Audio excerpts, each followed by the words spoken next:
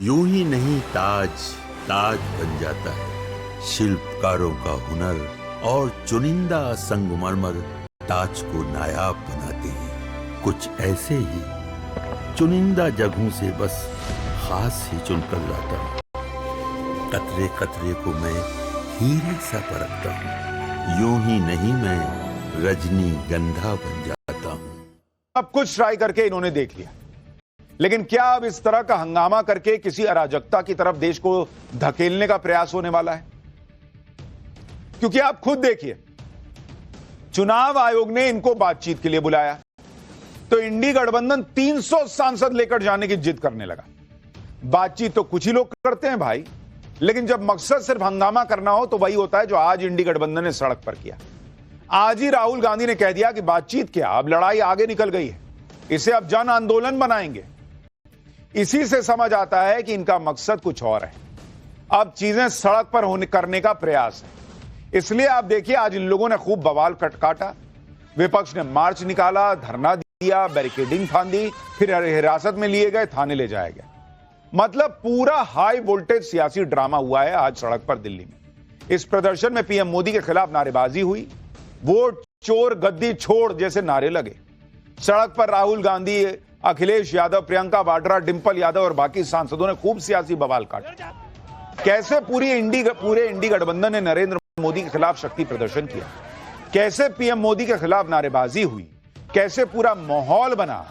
क्या अब सड़क पर नरेंद्र मोदी के खिलाफ अराजकता फैलाने का प्रयास होगा? क्या ये मामला कहां जाकर रुकेगा?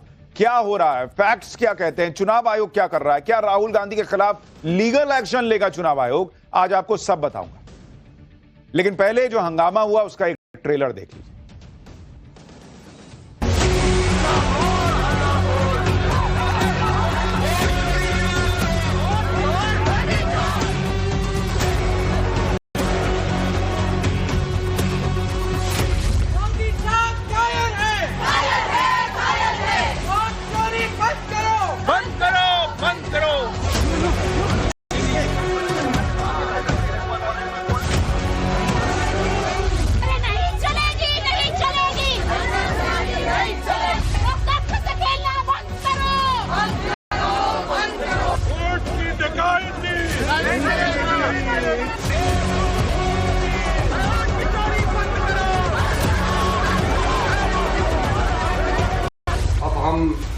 देश का समय और पार्लियामेंट का समय को और बर्बाद होने नहीं देंगे। एक परिवार का वजह से देश इतना नुकसान नहीं झेल सकता।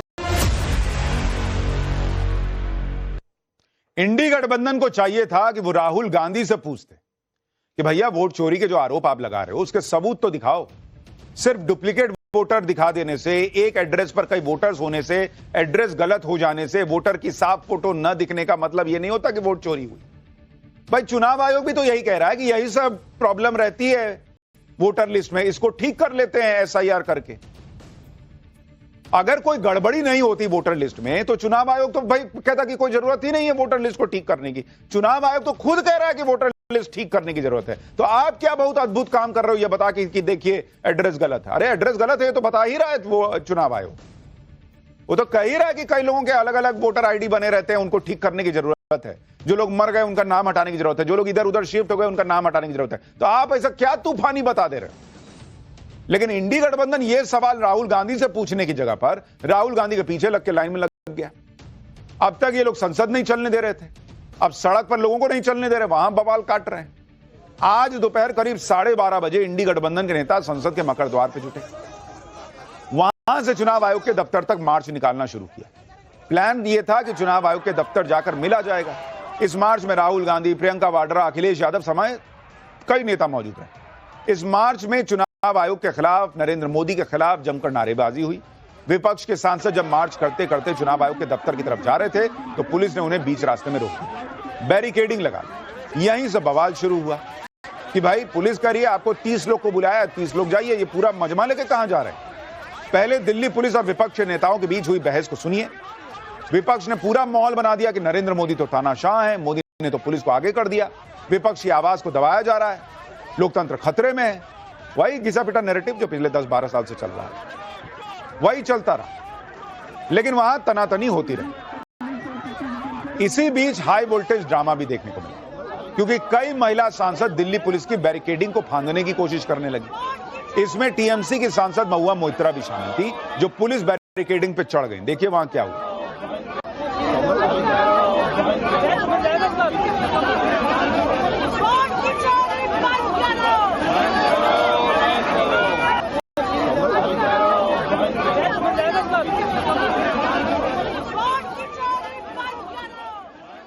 अब सबसे कमाल की बात देखिए कि ये महुआ मोइत्रा उस टीएमसी की सांसद हैं जिसकी बंगाल में सरकार है।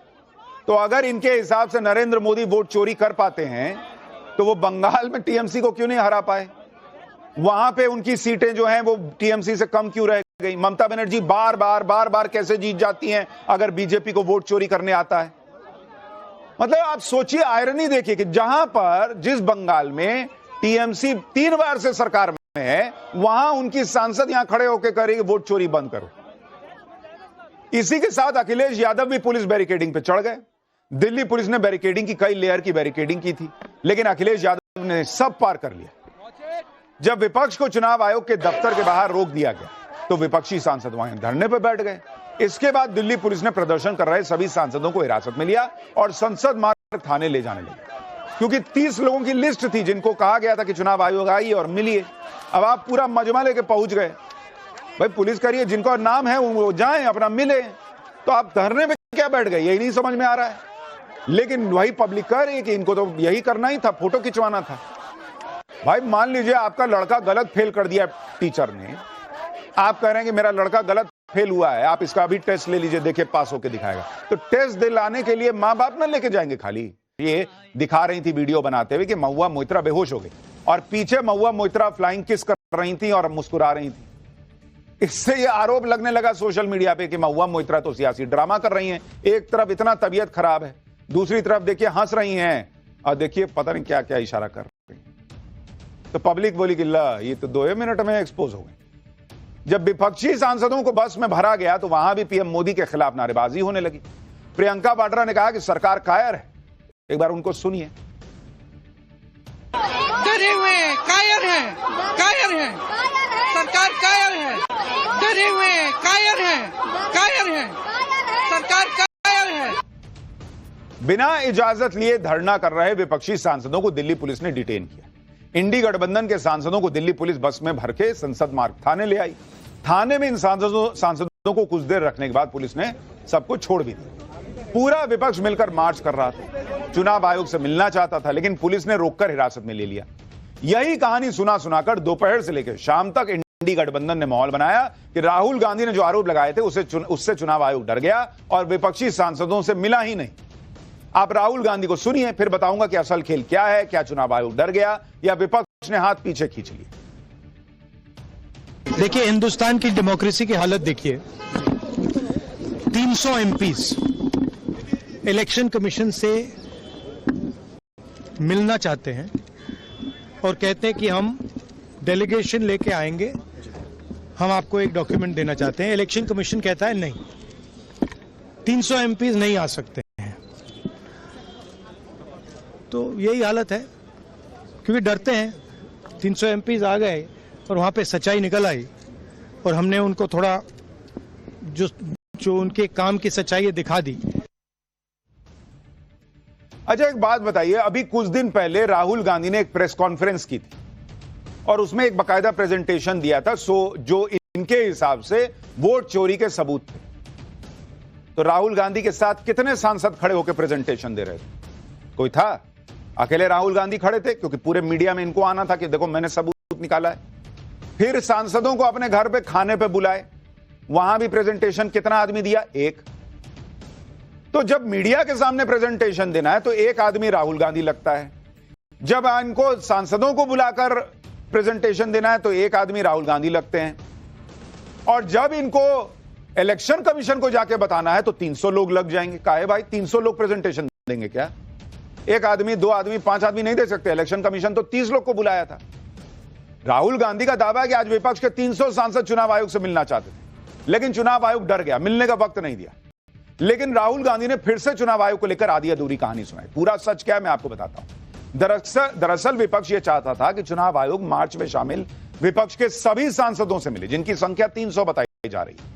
अब इस मामले में चुनाव आयोग का पक्ष भी जान लीजिए। पहली बात तो चुनाव आयोग ने विपक्ष के सांसदों से मिलने से इनकार किया ही नहीं, लेकिन बात यहां फंस गई कि चुनाव आयोग ने कहा कि सभी पार्टियां अपने प्रतिनिधियों को भेज दीजिए। ऐसे में कुल 30 सांसदों को चुनाव आयोग ने कहा कि वो आए, अपनी बात कहें।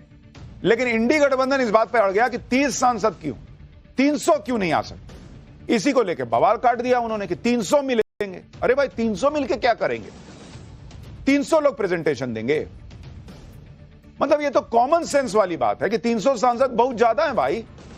विपक्ष को चुनाव आयोग के सामने अपनी बात रखनी थी या शक्ति प्रदर्शन करना था। और अगर राहुल गांधी इतने ही कॉन्फिडेंट हैं कि उन्होंने सो कॉल्ड वोट चोरी पकड़ ली है, तो उसके सबूत दिखाने और समझाने के लिए 300 सांसद थोड़े ना लगते हैं। खुद अकेले प्रेजेंटेशन मीडिया के सामने दे देते हैं, खुद अकेले प्रेजेंटेशन सांसदों को दे देते हैं। चुनाव आयोग को प्रेजेंटेशन देने के लिए 300 लोग लगेंगे, 30 लोग कम पड़ रहे थे। वैसे तो 30 भी ज्यादा थे, लेकिन चुनाव आयोग ने कहा कि नहीं, सब पार्टी का एक-एक आ जाइए। लेकिन 30 की बात हो गई थी, उस पर भी नहीं माने, क्योंकि सबूत दिखाना नहीं था, माहौल बनाना था कि भाई ये सब फोटो चल जाए, ओके देखो चुनाव आयोग मिलने रहा है, डर गया है, यानी हमारा आरोप सही था।